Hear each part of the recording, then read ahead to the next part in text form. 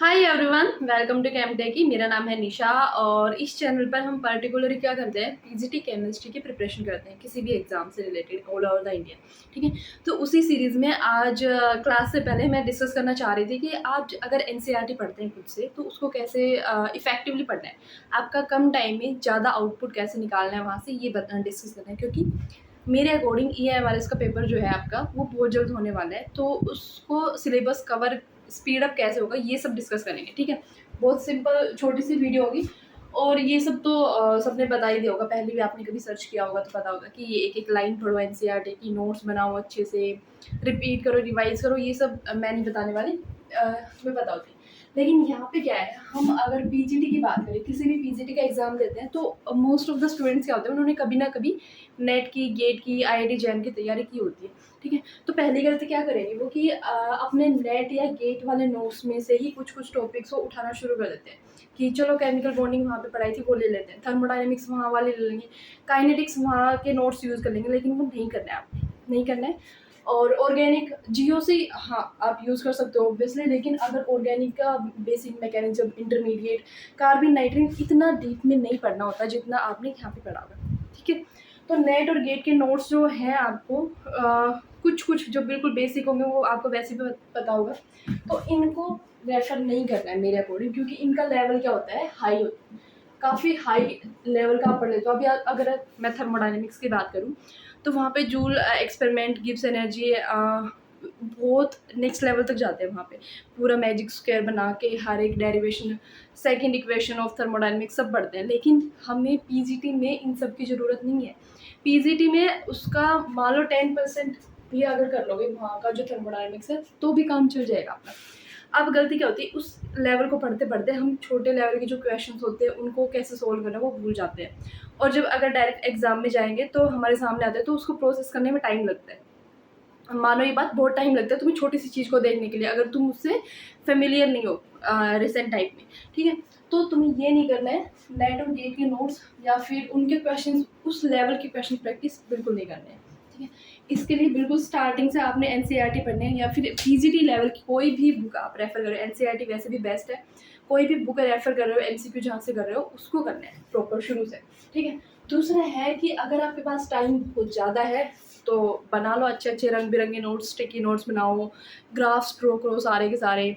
But most of the cases क्या होता है, गवर्नमेंट जॉब्स में तुम्हें पता है फॉर्म फिल करने के काफ़ी लंबे टाइम तक भूल जाते हैं कि कभी फिल किया था, फिर एकदम से एडमिट कार्ड आ गया कि अभी तुम्हारा 2 महीने बाद एग्ज़ाम है, फिर 1 महीने बाद एग्ज़ाम है, कुछ नोटिस आ जाएगा। ठीक है, तुम्हारे पास इतना टाइम नहीं होता कि तुम बैठ के रंग बिरंगे नोट्स बनाओगे, तो नोट्स की जो सुंदरता है ना उस पर ध्यान कम देना है थोड़ा, और टू द पॉइंट बनाना है। एक ही पेन रख लो, ब्लू पेन, क्योंकि पढ़ते टाइम क्या है, तुम्हारे खुद के नोट्स तुम्हें समझ आ ही जाएंगे। ठीक है, खुद कितनी भी अच्छी राइटिंग लिखो, कितनी बुरी लिखो। उसके बाद पढ़ना कैसे, पहली बात एनसीईआरटी को सबसे पहले अगर तुम पढ़ने बैठे हो पहला चैप्टर, तो मान लो एटॉमिक स्ट्रक्चर लेके बैठे हो, तो उससे पहले 2-3 पेज को खुद से सोच के देखो तुम्हें क्या याद है एटॉमिक स्ट्रक्चर का, कितना तुम्हें पता है वो तुम्हें पता चल जाए। उसके बाद उसको पढ़ना शुरू करो। उसको पढ़ना जब तुम शुरू करोगे तो हो सकता है कुछ चीज़ें तुम्हें ना ही पता, बिल्कुल भी नहीं पता थी, उनको नोट डाउन करना है। ठीक है, लेकिन अब ये तो तुम्हें पता होगा ना, कैथोड रेज थी, इलेक्ट्रॉन्स की डिस्कवरी की थी, लेकिन तुम्हें ये नहीं पता होगा कि वो कैथोड नेगेटिव थी, पॉजिटिव थी, कैथोड से निकली थी या फिर कहाँ से निकली थी, वो नोट डाउन करना है। अब बैठ के ये नहीं लिखना है कि इलेक्ट्रॉन की डिस्कवरी उसने की थी, न्यूट्रॉन की उसने की थी, चार्ज इतना होता है, चार्ज, इलेक्ट्रॉन का चार्ज अगर तुम्हें नहीं पता है ना तो मेरे अकॉर्डिंग बहुत मुश्किल होने वाली है जो भी आप गवर्नमेंट जॉब्स प्रिपरेशन कर रहे हो उसमें। तो अब इलेक्ट्रॉन का चार्ज वो लिखने की ज़रूरत नहीं है तुम्हें। ठीक है, तो पहले देखो कौन सा टॉपिक पढ़ना है तुमने, उसको दिमाग में रिवाइज करो। ठीक है, नहीं आ रहा समझ तो, कुछ भी समझ नहीं आ रहा तो फिर अपना बुक खोलो, उससे पढ़ो। उसको पढ़ने के बाद नोट्स बनाओ।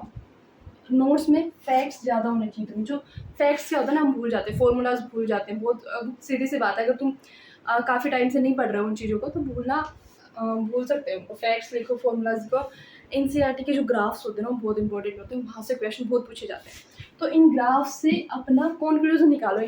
ग्राफ नहीं बनाने बैठ जाना, अच्छा ये शेप का ग्राफ था, ऐसे ऐसे ऐसे, फिर एक एक एलिमेंट को तुम ड्रॉ करो, नहीं करना है। ये तुमने क्या करना है, बस ये देखना है कि पीक पे कौन आ रहा था, अगल बगल में कौन है, कुछ पर्टिकुलर चीज़ तुम्हें मिल रही है, इंक्रीजिंग ऑर्डर कैसा है, डिक्रीजिंग ऑर्डर कैसा है, ये सब देखना है। बहुत सिंपल सिंपल चीज़ें, ठीक है। और जितने तुम निमोनिक्स बना सको चीज़ों के, कि याद करने का तरीका बना सको, वो उतना अच्छा है, ठीक है। क्योंकि लिख तो लोगे, फिर जब एकदम से तुम याद करोगे, कई बार क्या करते हैं, नोट्स बना लिए, फिर सोचते लास्ट के 4-5 दिन में इनको रिवाइज कर लेंगे और याद कर लेंगे, ख़त्म। नहीं, ऐसा नहीं होता। तुम जब लास्ट में बैठोगे और प्रेशर इतना होगा तुम्हारे ऊपर, ना तो तुम रिवाइज कर पाओगे, ना तुम्हें कुछ याद होगा, ना तुम्हारी प्रैक्टिस हो पाएगी, ठीक है।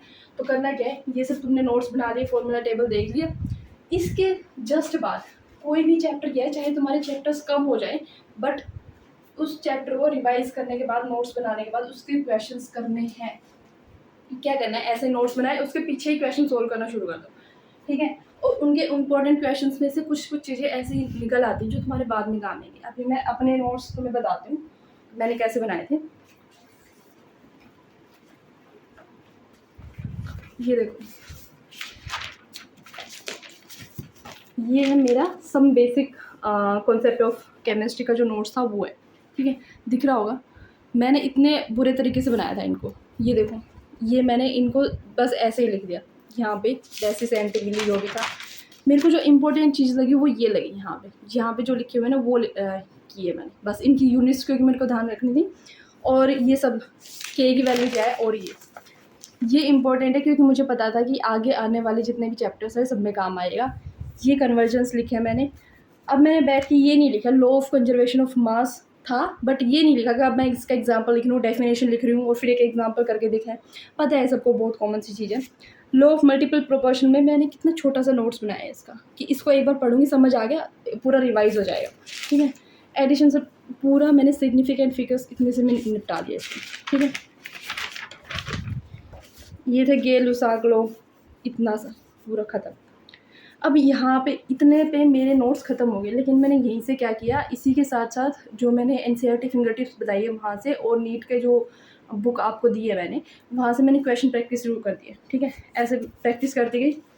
यहाँ पे मेरे को क्या लगा कि बार बार में क्या हो रहा है, कॉपर का मेरे को एटॉमिक मास देखना पड़ रहा है, आयरन का, हीलियम और एल्यूमिनियम, कैल्शियम, सोडियम, मैग्नीशियम, इनका मुझे बार बार एटॉमिक मास चाहिए होता है, क्योंकि सम बेसिक कॉन्सेप्ट में क्या होता है, मॉलिक्यूलर फॉर्मूला और ये सब पता होना चाहिए ना, मास निकालते तो मैंने इनको इस टेबल में बना दिया, बस यही किया मैंने। अभी इसको कुछ अलग से मैंने हाईलाइट वगैरह कुछ नहीं किया है, इसको ये कर दिया।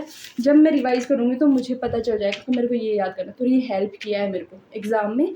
तुम कई बार क्या होता है, बहुत बार इनफैक्ट आपको एटॉमिक वेट नहीं दिया होता है, ठीक है। तो मैंने ये क्वेश्चंस किए।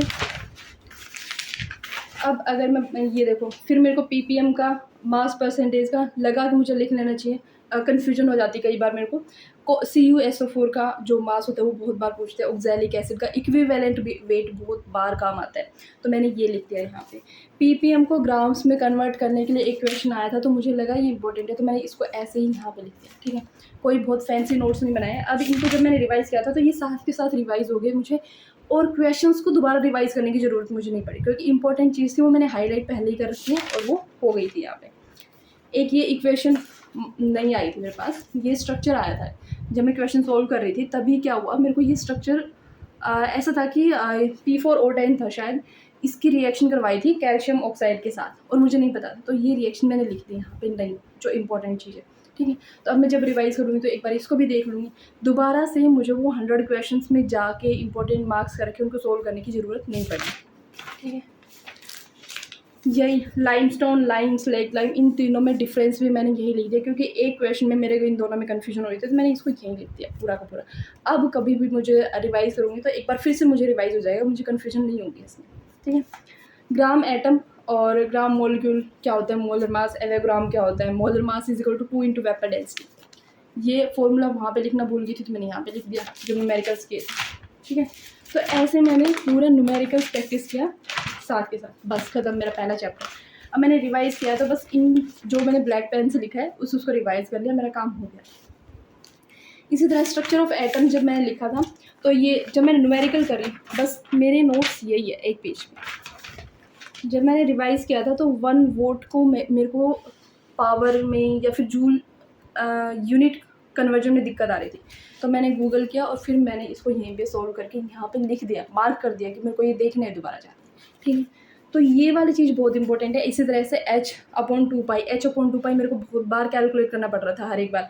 तो मैंने क्या किया, h/2π की वैल्यू ही यहाँ पे हाईलाइट कर दी, इसी को मैंने याद कर लिया था। ठीक है, ये एग्ज़ाम में आपका बहुत टाइम बचाएगा। hc की वैल्यू याद कर ली मैंने, ये सब था। ठीक है, इसी तरह से मैंने यहाँ पे जब मैं सोल्व कर रही थी तो मैंने यहीं पे लिख दिया 1 2 3 और कौन कौन सा ऑप्शन था मैंने टिक किया, सही है गलत है। जो गलत था उसको सर्कल कर लिया। दोबारा देखना हो, टाइम मेरे पास बचा नहीं था खैर, बट अगर आपके पास बचता है तो वहाँ से देख सकते हो। ठीक है, तो ये था। लेकिन कई बार क्या होता है, कुछ चैप्टर्स ऐसे होते हैं जो आपको बिल्कुल ही नहीं आते, तो ऑब्वियसली उनके अच्छे अच्छे नोट्स आपको बनाने पड़ेंगे। ठीक है, जैसे मैंने ये ऑर्गेनिक के बनाए, ये पूरा मैंने नोट्स अच्छे से बनाया है इनका, क्योंकि बहुत सारी चीज़ें थी जो इसमें नई मेरे को लग रही थी कि काफ़ी नई है। इसीलिए मैं बोल रही हूँ कि नेट की जो केमिस्ट्री है और इस केमिस्ट्री में बहुत फ़र्क है। तो इसलिए प्लीज़ नेट के मैं आपको सजेस्ट नहीं करूँगी, वहाँ के नोट्स आप देखो। ठीक है, तो शुरू से करना है और ऐसे करना है कि बस ये लास्ट प्रिपरेशन है, इसको आपको, इन नोट्स को आपको हमेशा के लिए सजा के नहीं रखना है। बस ऐसा है कि इस 2 महीने में मेरे को ये काम आ जाए, बस बात। ठीक है